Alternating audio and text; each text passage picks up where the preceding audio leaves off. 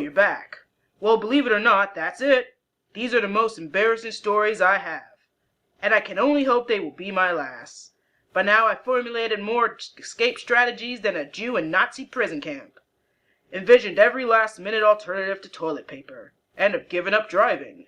And yet I'm still haunted by the possibilities. So in closing, let me leave you with this. When a hard wind's a-blowin', take heed and realize the storm. She's a-comin'. What I learned today is that the best thing in the world is pooping, and the worst is pooping too much.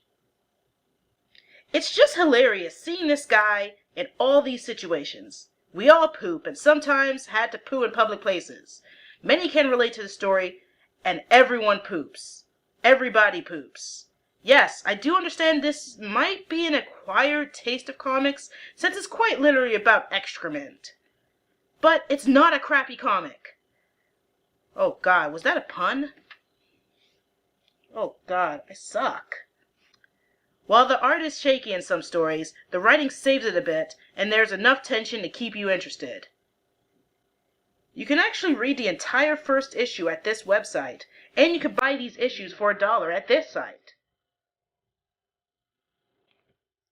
I'm Viga, and I love comics, and I love these comics. Now, if you excuse me, I have to go, basically heed the warning from the last issue.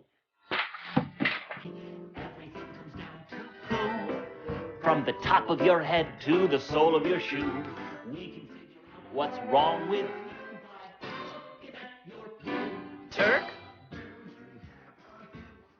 Or is it rectal cancer? When you flush your dookie down, you